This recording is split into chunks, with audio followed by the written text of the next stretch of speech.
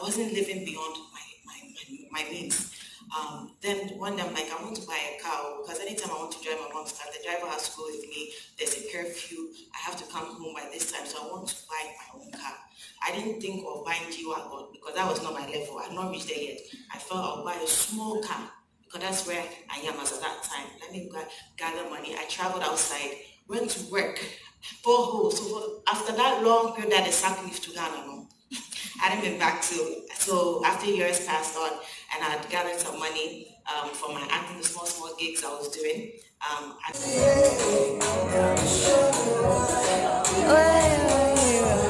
And if you could just very shortly introduce yourself to us and just tell us a little bit about yourself. Hello. Good evening. 4 o'clock now. Yes, my name is Jackie Appiah, and I'm an actress. What else want to tell them? Oh, that's a long story. She asked if I found my purpose, and that's a long story that I haven't shared to people. So I'm happy to be part of this platform. So I tell people the story. I haven't gone inside. So I'm happy that I'm good. You hear me? I'm part of this platform. Just to let you know about my early beginnings. I'll tell you about that once we get started. Yeah. Hello, good afternoon. Hi. So my name is Virginie. I'm from Belgium, so I speak French.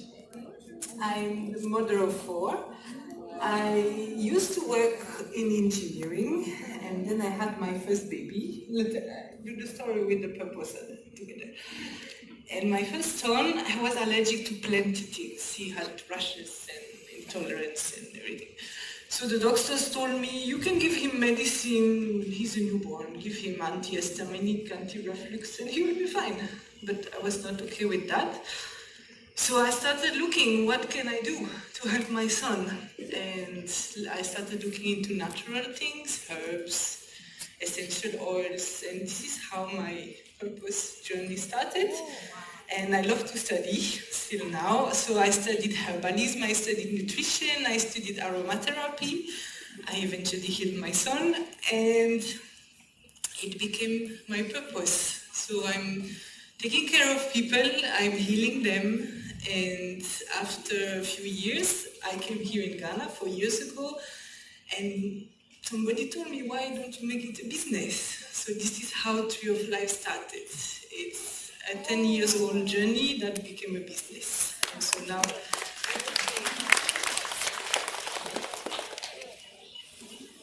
Alrighty, well, I found my purpose very early in life at 16, but before I go into that, you can think of me as 2 people right now. I'm also on the phone with another member of the panel who couldn't make it. She went out of town.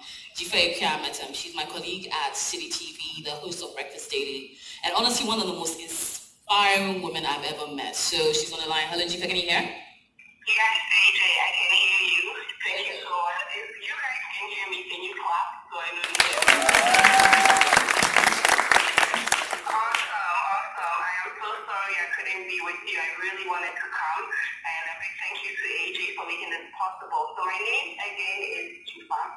I'm the co-host of Breakfast Daily on City TV. I've been an entrepreneur for the past 5 years, working in the manufacturing space, doing everything I can to promote made in Ghana goods and making it easy for people to get access to made in Ghana goods, both on the continent and outside. I spent 2 years as a communications teaching fellow at the Northwest Entrepreneurial School of Technology, where I worked with entrepreneurs from Ghana, Nigeria, South Africa, Kenya, and Ivory Coast. Beyond my resume, I'm extremely goofy. I love plantain chips, something I share with AJ, and I love to listen to Daddy Wumba. Now I'm going to talk a bit about purpose, right? Living your purpose. Like, we need to also talk about discovering your purpose, because it's not just about living it, but you first have to discover it. But let me ask AJ if I have to wait to delve into that, or I could just I'm going right now. Okay, just wait a sec for us. So we're doing introductions, so we'll come back to you. Awesome, thank you. All right, so hold on with that. So quickly about me, I also found my purpose at age 16. Surprisingly though, I randomly decided to apply for an ad in the papers about being a personal assistant. I did that for a while, and while at it, going back to having a learning spirit, I quickly wanted to learn everything available, and from there I realized she had an events part of it. Learned the event part and then became an assistant events manager. And then from there, through networking, I got an opportunity to be behind the scenes for a music website, and then everything else fell into place. Okay, so you're talking about finding your purpose. What does it mean to be in your purpose? I mean, each one of us will answer it. Yes. Well, I've told you mine. So the three of you. I'm the panelist now. So I think I'll go to the one who truly shines amongst us, Jackie, to start out. each one of us is shining. You're also shining. Answer the question if you want. She's a hard one. Okay, so I think I found peace doing what I did. I was passionate about it. I was happy waking up going to it. I was happy doing extra hours for it. There are days I could work from 6 a.m. to 3 a.m. doing a productions. And I'm very happy doing it. I'm like, okay, so what's next? Okay, so next person, let's get ready. Okay, so let's start in front of the camera. And no matter how many hours I shot, no matter how many hours I was doing production, I was always very happy doing it. And that's when I realized, this is what I'm meant to do. What is for you? Yeah. So what you're talking about is contentment. Yes. Okay, thank you. Virginie? So I totally agree with you. I think when you're doing what is your purpose, even when it becomes super hard, you're still going through it. And I really believe every human being has a purpose. Like you said, we came on earth not just to hang around. We are here to do something. Maybe not all become actresses. It can be small, but everyone, we can make a difference in our neighborhood, in our families, we can all have an impact. Yeah. And indeed it gives peace. Right. Okay, Jackie, what do you think? What do you think living in your purpose means? For me, I believe finding your passion, believing in what you love to do. As a child, I always loved acting. I'll wake up thinking about acting. I'll just stand in front of the mirror and be acting. I've always loved acting. So as a little girl, I used to live in Canada back then. I was born in Canada. And then my mom, because I was becoming wayward, my mom now brought me to Ghana. Now she lied to me that we're coming on vacation to Ghana. I didn't know. So, so we came to Ghana. I was around 12, 11. And we came to Ghana. I thought I was on a vacation. So I came 1 week passed, 2 weeks passed, 3 weeks passed. Then my mom left. So so another week would pass. It was a month. Then a month, 1 month, 2 weeks, 2 months. I'm like, So when she brought me to my big sister, Yvonne, and I'm like, won't I go back to Canada? I have to go back.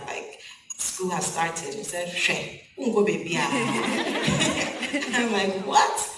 So my mom actually apparently she just bought me a one-way ticket and dropped me in Ghana because I was very, very notorious. I was a stubborn child growing up. I used to worry my mom so much, worry my sisters. I was a troublesome child as a kid.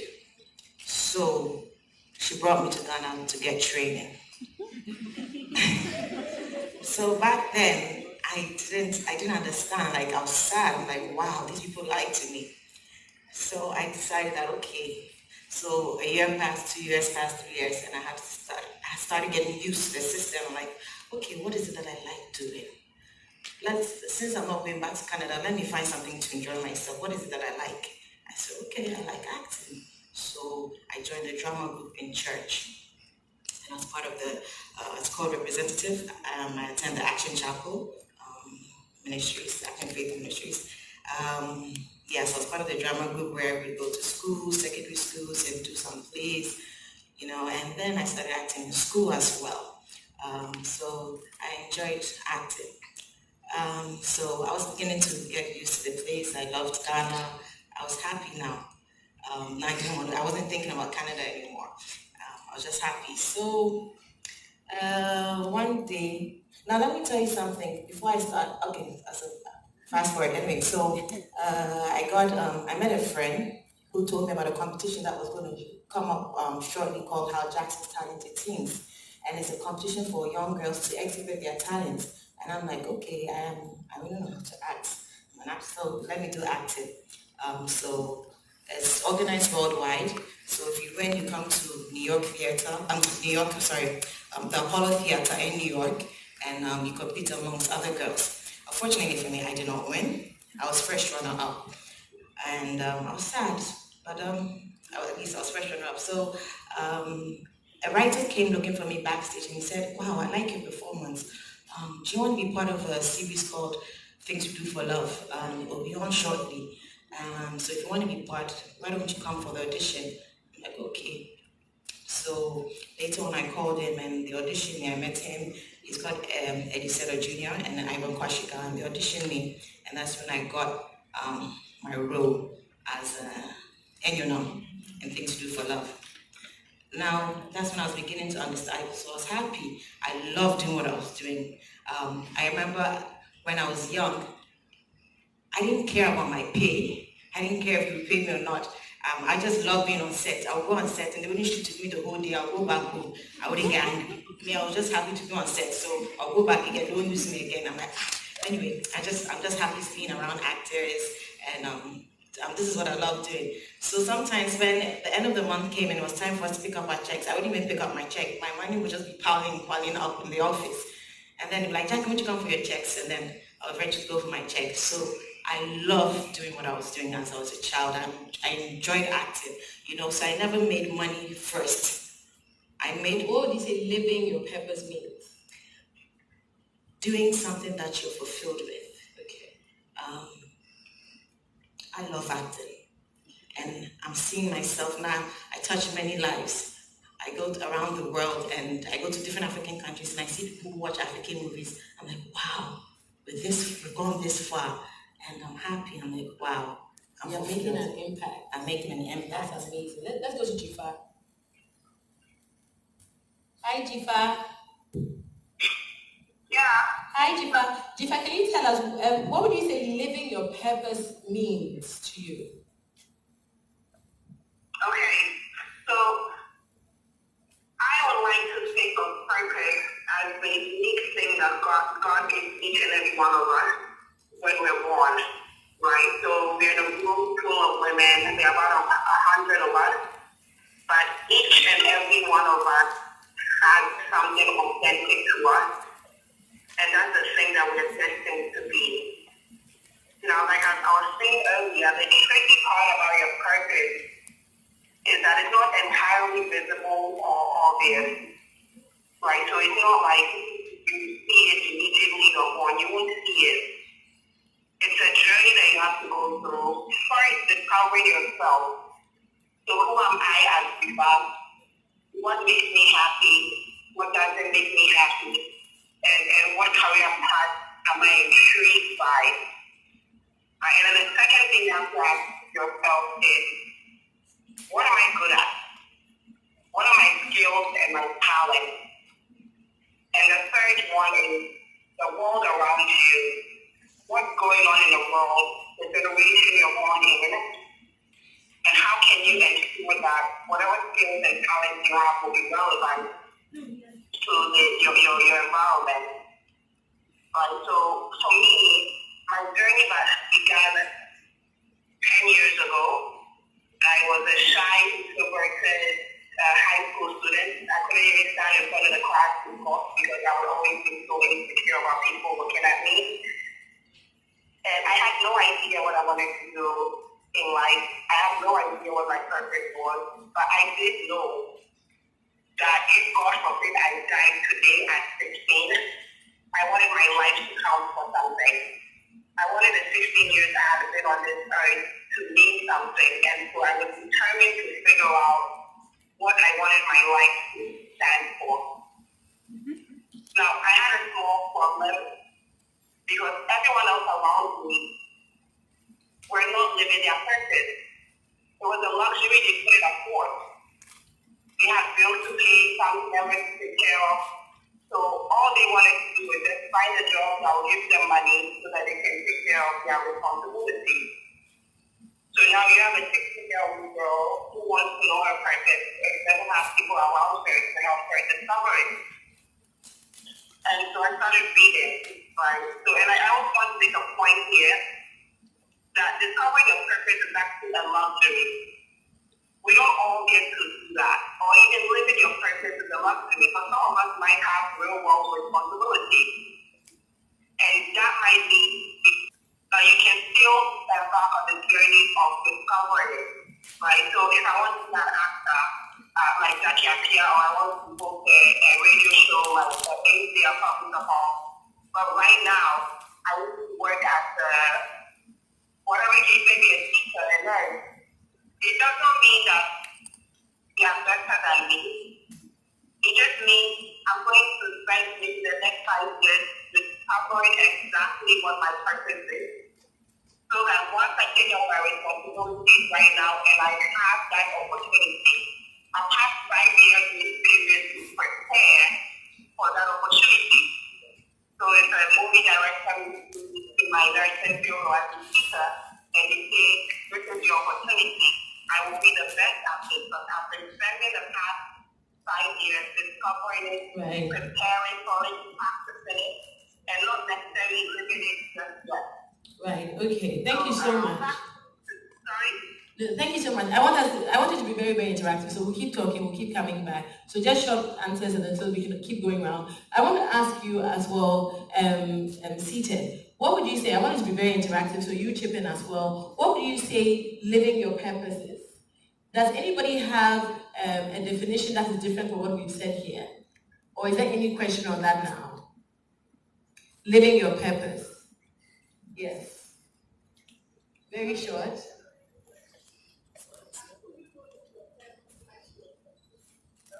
How would you know? You know, I think Define said that some people were not living their purpose. But I don't think that you can tell who is living their purpose or not. I don't think you can define somebody's purpose for them. It's an individual thing. You know, that's why I said that. It's something that is innate. You know, you will feel it. Now, she talked about discovery, which I really like. And we, in our culture, even our educational system, we are all following a pattern. From kindergarten, primary school, JSS, SSS, university. After your degree, you've forgotten what you learned. Because you probably did a degree that you were told to do. You know, like your parents will tell you, I want you to be a doctor, I want you to be a lawyer, you have to be in banking. Or your teacher will tell you, you're very good at math, so do this. You are very good at this, so do this. Now, in discovering yourself, you have to understand who you are.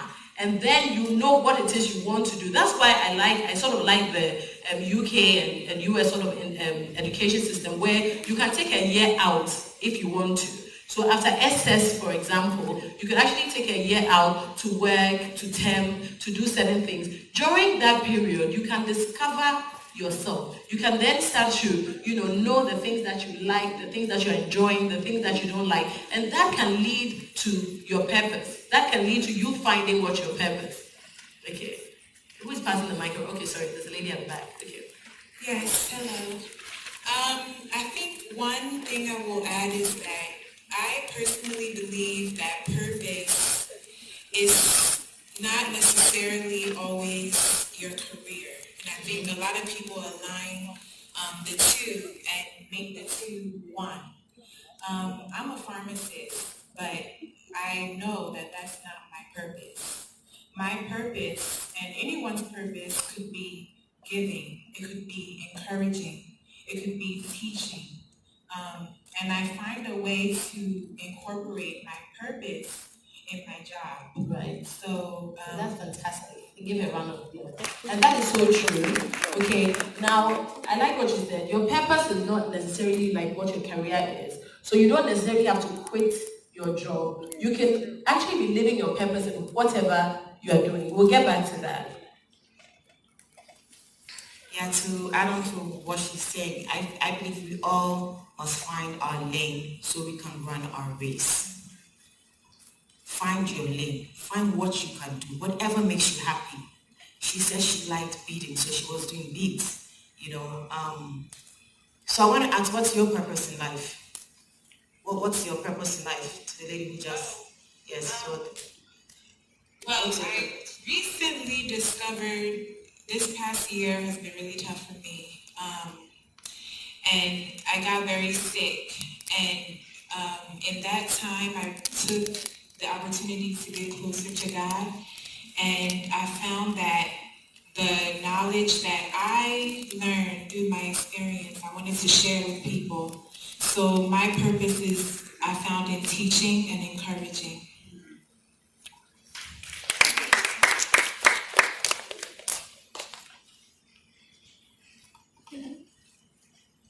Well, I'm gonna talk later, so I'll try and get into what I'm gonna say later, but I actually think that sometimes your purpose is gonna hurt. It's not always gonna be something that you are happy doing. I have one breast now, and I think that's part of my purpose. Because if I still had two boobs, I don't think I would have been invited to come and speak here. Because part of the reason I'm here is the fact that I look in the mirror every morning and I have one breast. So sometimes your purpose is gonna hurt. Because if you look at it as something that is gonna make you happy, you're gonna try and pursue Jackie's purpose. Or you're gonna try and pursue somebody else's purpose, because for other people, their purpose is gonna make them happy. Or Renee's purpose, and her purpose is makeup. I need a makeup artist tomorrow. But sometimes your purpose is gonna hurt. And I just want you to know that it's okay when your purpose is not glamorous. Jesus came to die. He didn't come to be happy. At some point, a whole God said to God, if it is possible, I don't want to do this. That's how painful his purpose got. So sometimes I just want you to know that if it looks painful, don't think I'm going to wait until I'm happy. If it looks painful, maybe you are actually walking in your purpose. Thank you so much. And to add on to that, I'm raising that here. I think I want to just chip in there that your pain can lead to your purpose. But your purpose doesn't really hurt. But the pain you go through can help you discover your purpose. Your passion as well can help you discover your purpose. But once you find your purpose, it's not really painful. The discovery and your pain can lead to your purpose. The struggle that you go through, the heartbreak that you go through can make you discover what you are meant to be doing. Once you find it, it gives you such joy within you, because there are many people, and that's where I want to say that don't get confused and live a purpose in poverty. Okay? You can't say that because you are living your purpose, you won't make any money. Your purpose as well can bring you profit. If you notice PPP, pain, poverty, passion, purpose, prosperity. Our purpose should bring us prosperity. I think Jifa wants to speak because I can hear there. Okay, Jifa. Yes, I'm here. So I wanted to follow up with what she said about the pain. But we should also be careful about the narrative, right? You know, sometimes some of us discover our purpose by being a survivor or by being victims or just surviving things. But others as well can just be curious. Like you can just say, I want to be like this person. Let me read about what they've done and how they achieved what they achieved. I was just talking to a friend of mine whose daughter was a cancer survivor as a child.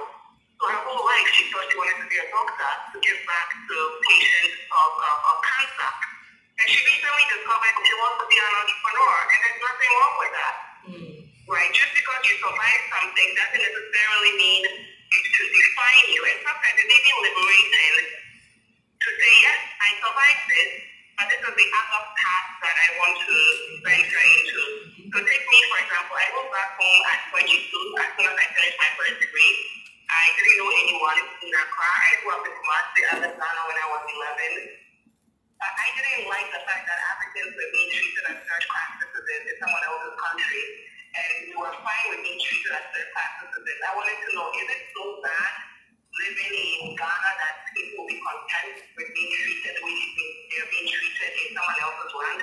And that was something I was willing to sacrifice a year of my life on. And what was requested at the time, because it was around late 2014, there was this group of young entrepreneurs, techie, young Ghanaians actually finding solutions to some of the problems my parents tried to run away from. And these guys didn't see living in UK or US as any privilege. They saw themselves as Ghanaians who were capable of solving some of the problems in the country. And I wanted to tell their stories. I wanted to learn from them. And I wanted to get some of the audacity they had to feel as though they can actually solve their own problems and they were not waiting for some desire or some donors to come save the day. So that's really what led me on my entrepreneurial journey and also teaching entrepreneurs as well, because I now started to question that here you are, you're 22, you don't have any responsibilities, you can't afford to complain like everybody else, you have to do something, right? And it was through that journey that I realized that perhaps my purpose is to add value to people who are already solving, problems that we all deal with, right? So be it working with Chicago.com, where I work with manufacturers, or being at Met, where I'm teaching entrepreneurs, the next generation of entrepreneurs, or even being on TV, where I get to, critique what policymakers are doing or interview entrepreneurs.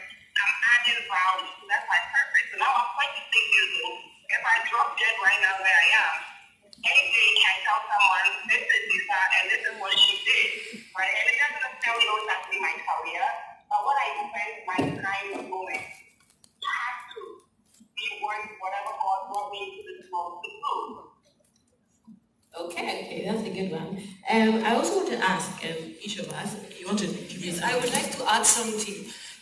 We have life is rough, life is difficult.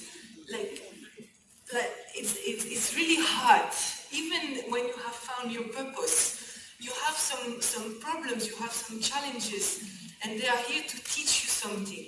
So when you fail, when you fall, when you're getting sick, it's what you're getting out of it, is what you're going to learn out of it that will make you strong. If you have an easy life, which I don't think happens to anybody, you're not going to learn anything. So everybody in this room has some problems. Like, have you seen how I look tired? I'm sorry. Life is a struggle, and this is what is making us strong. So it's not because it is difficult that you're on the wrong path. You know your purpose, you discover it. It will be difficult, but you have to hang in there. You have to go over all the challenges, and this is where you're going to succeed. Right. Now, in living your purpose, do you think you disappointed anybody? In the beginning, my father did not like me acting. Also in school, when they brought me from Canada, I came with that basa-basa mentality, and I was basa-basa in class. So my headmaster told this girl, this girl, she's not serious, And today, I can say I wasn't the most serious person in class back then, because I was not used to the system. But today, I can say I'm one of the most successful people in that class today. Today, the headmistress looks for me to come and talk to the children at school. So when she made that statement, I'm like, nah, I will prove these people wrong.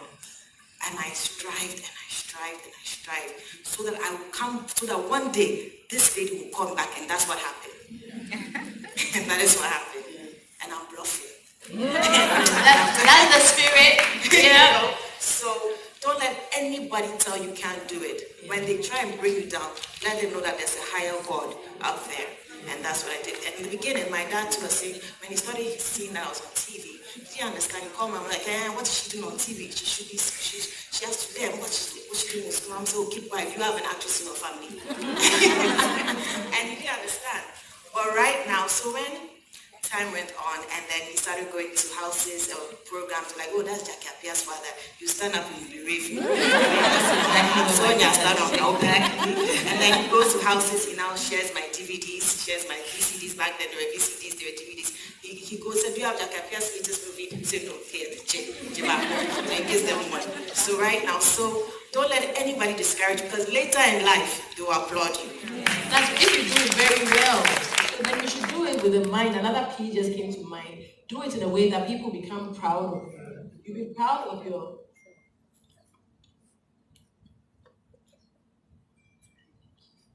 You be proud of yourself and everything, and the people around. So basically, I like what Jifa said about victimization and labeling and everything. So don't let people label you. Don't let your situation label you. Thank you very much. Don't let your situation label you. Don't let your problem label you and all that. Please, I would like you to answer that question as well. If you disappointed anybody, because in the beginning I told you about how I disappointed my father. Now the thing with our culture is our parents sometimes try to live their lives through us.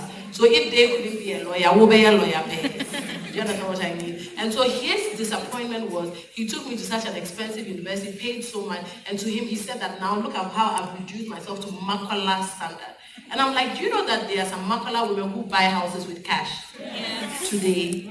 They probably are not educated to my level, but they can put money in Ghana must go and buy. So what I said that even if I'm in Makola, let me stand out in Makola. So wherever you are, you make that change and that difference wherever you are. Yes, I disappointed my parents, like all over the rainbow. They give me the option. I could be a doctor, a lawyer, an engineer, or an economist. So I chose engineering, but not long. But what I want to say is that the society today likes to put people in boxes. Like you have to fit in your box. And if you don't, people don't like it. Because those who fit in the box, they don't like those who don't fit in the box. So I'm very proud I don't fit in the box. Thank you. AJ. So my father is a lawyer. He's a former politician. So he had a plan. So my other sister had become a lawyer, so he wanted a second lawyer. So he said, okay, I will be a lawyer. So that is my profession. That is what I'm going to become. So every time from like when I was younger, you'll be a lawyer. So yes, the lawyer of the family, the second lawyer of the family. And then I started doing media. And he was like, what? How does that even work out? So my mother, on the other hand, was very supportive. So for the first year, I said, I wanted to work. She said, okay. But every time when I was much younger, because I started at 16, when I first started my work, she was the one that wrote a letter and sent to my boss that this is my daughter, this is how old she is, I expect her home at this time. Feel free to let her learn, but please, like, there should be a boundary because, again, she's just trying to learn. My father, on the other hand, never understood it until his people started telling him that they heard me on radio, and that's when he started to be getting, okay, yeah. And then now he would call me out to the house, and then now start schooling me on everything and anything possible. So yes, when you're on radio, this is how you should speak, this is how you should present it, and then this is how, you have to carry yourself in a particular way. And then I went, So now he's very proud that there's someone in the family who's being constantly heard on radio. You told them that I'm your father. Hey, all the time. All the time. Let's take 3 questions. Okay? Very quickly, the mic.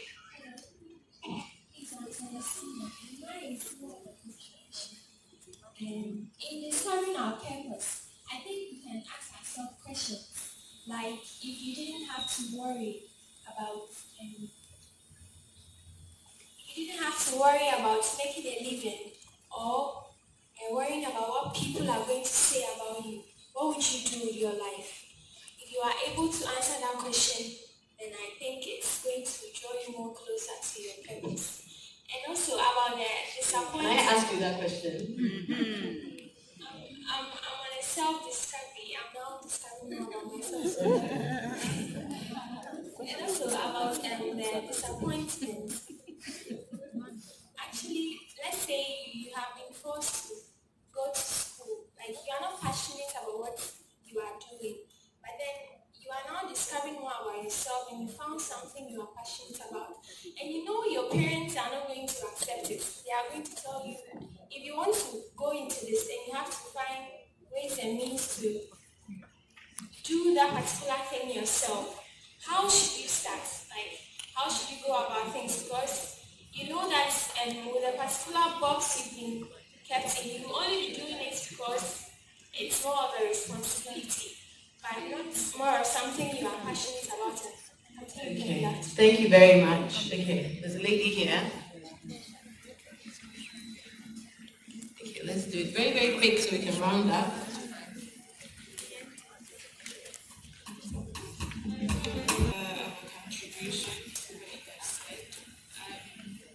Firstly, I would like to say this.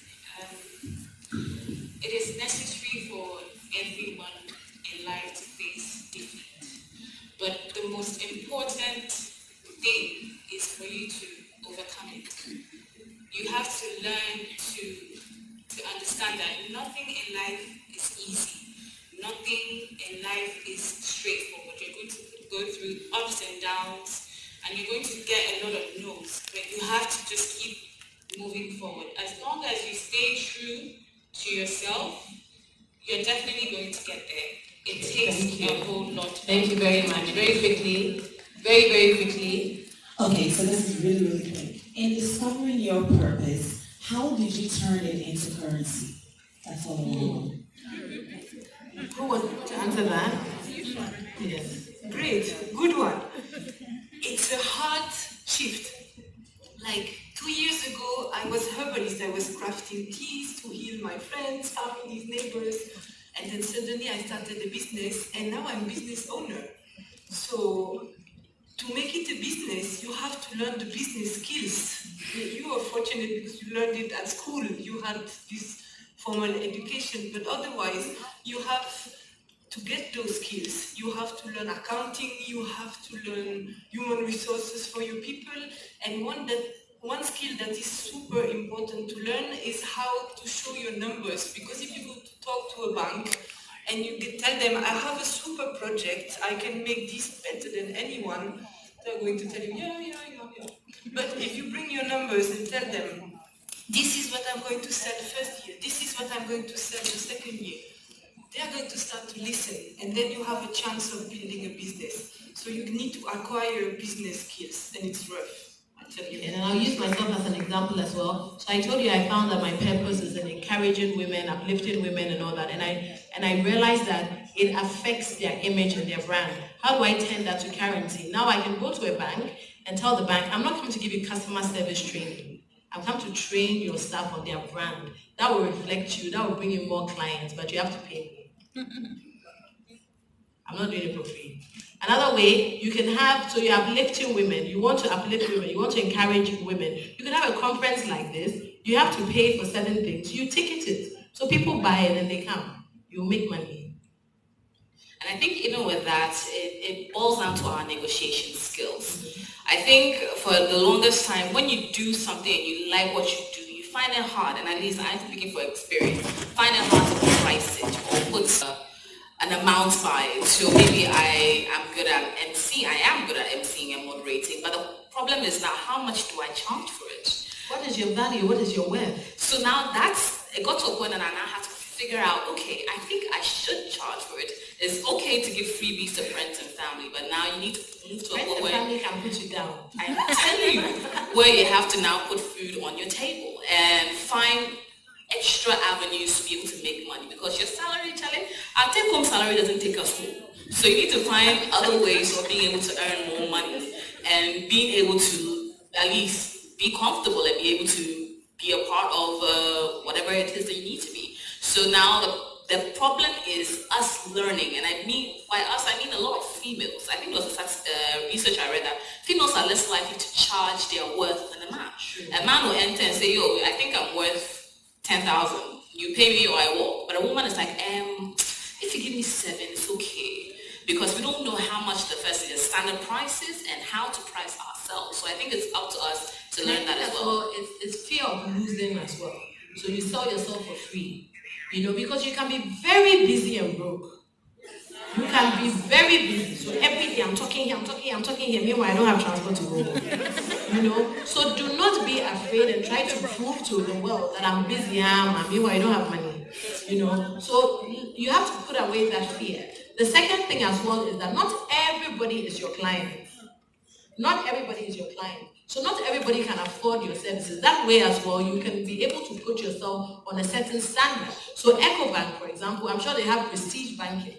They have different levels. So you can also have I wish we could go on and on. Unfortunately, we can't. Let's let Jipa speak very quickly. So just 30 seconds, Jipa, please. And then Jackie will say the final word. Yeah, okay, so I wanted to just add on to what AJ said. For me, the most valuable thing in your life will be the people in your life, right? And we're women, so I'll use this analogy of cleaning out your closet.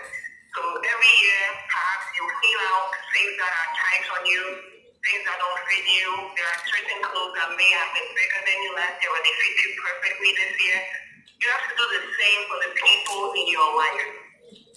Literally sit down and ask yourself, I spend the majority of my time with this person. What value are they adding to my life as far as the person I want to be? And what value am I also adding to the people in my life to keep being in their life, right? So don't let people take for granted that they're in your life. And you should also take for granted that you're in people's life. That's how you build your network, right? Especially in our environment where people make decisions based on trust and not necessarily merit. Certain opportunities will come your way. Firstly, because you're qualified for it, but mainly because people trust you, that you're a person of integrity, and you have these values that reflect what your purpose may be. So, for instance, I couldn't be with you today, but AJ is in my team. Like, she's my friend. She's doing a lot of things in her life that inspires me and motivates me to want to be better. And she made it possible for me to also participate in this event. Right? And those are the friends you don't take for granted. And you also have to ask yourself, what value am I bringing in AJ's life as well? If she's here sitting in for me, tomorrow if she needs me, I need to know every time I'm going to be there for her as well. So as we're thinking about making money and translating whatever we bring to the table to revenue, the people in our lives are literally evangelists. They will tell people about us, they will sing our praises, and they will open doors for us. So let's not take for granted the people we spend our time with, and let's not also allow them to take us for granted. Right, that's great. Thank you so much. Jackie? I believe when God gives you a vision, you make provision for that vision. And when I would say I come from a comfortable family, but my mother made me know that her money is not my money. So I had to work for my money. So any little money I would make, fine. Sometimes the money would pile up, I'll go and take it. If at the end of the month there was 500 Ghana, I'll divide the money into two, put 250 in the bank and chill for my 250. You know, I wasn't living beyond my means.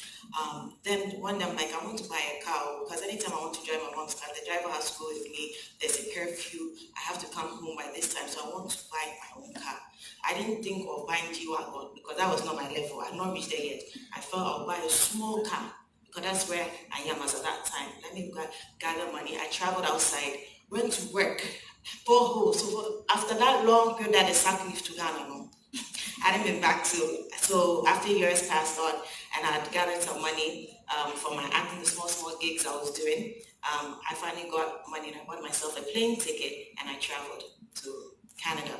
So when I went to Canada, it had been a long time. Like, okay, let me work small. I worked small, gathered some money, came back to Ghana, and I asked my manager, I want to buy a small car. It's okay. When you go to Tema, there's some people who sell cars really cheap. So I went and I bought a car, a small car. And I was driving, and sometimes the car would stop me along the way. The car would overheat. There were so many problems, but I enjoyed driving my car. I liked it. I was happy. You understand? So, I just want you to know that wherever you find yourself, just believe in yourself, work hard. I didn't start one day and buy a G-Wagon or buy a Maserati. No, I climbed up the ladder slowly till I got there. Today, the young girls want to just They wake up and say, I want G-Wagon. G-Wagon saying, you know how many years it took me to buy a G-Wagon? I've been in this industry since 2001. It's taken me almost 18 years before I've been able to do what I'm doing now. People see the glamorous style of me, see the glamorous way I live on Instagram, and they want to achieve that thing. They know it took me years. But back then, the problem is that back then there wasn't social media, so you couldn't see the struggle. But now there's social media. You may have chosen to show the struggle. Yes. What you put on Instagram, social media generally. Yes. So that's what I was saying, that don't be falsely influenced by what you see. Exactly. On social media. That's fantastic. So let's round this off by 2 words of advice to everybody. Number 1, there's no rush in discovering yourself or your purpose. There's no rush at all. Take your time so you know who you are. And then when you finally discover it, you can own it and you can create that impact. Another thing is never look down on what you do. Never ever. Never ever look down on what you do. So you can actually be, never look down on what you do. You can do whatever you're doing and you can be making a great impact. And the third and final thing, to everybody out here who is probably an entrepreneur, you will make a lot of profit and you do well when you give your clients what they need and not what you want to give them. And so you have to. So not to cut you, to add on to what you said, how do you start making money? There's a movie I shot. I was acting. I was making little money. I charged, it was little, fine. Then I shot one film. One day I shot a movie, probably all of you have watched it. It's called Beyonce, the President's Daughter. That took me like everywhere. So people watched the film, and then I started getting calls. I started getting calls in Nigeria. And then one day a producer called me from Nigeria and said, Jack, I want you to come and feature the movie of mine. And so how much will you charge? I'm like, okay, let me read the script. I read the script and I said, this one is international. And now mentioned some money, it was just interesting. He said, so I mentioned the price, I mentioned some figure, thinking he wouldn't pay. And then he said, okay, how do I buy your ticket? And then that was, let me just give, let's say figure, let's say just like $2,000. I said, okay, I'll charge $2,000. And then he called me and said, okay, we agree. And I said, So from when he paid that money, other producers started coming and started charging that amount of money. As at that time, whatever, I can't remember the amount. Yeah, X amount at that time. I started charging, and so that began my rise, So it didn't just start like that, Yeah, it took some time. Yeah, thank you so much, ladies. This has been really insightful. I hope you had fun. I hope you learned a thing or two. I hope so. So please, ladies, keep your head up. Let the people around you start feeling a change. They will start telling you. You will discover yourself. God bless you. Thank you. Thank you, Jafar.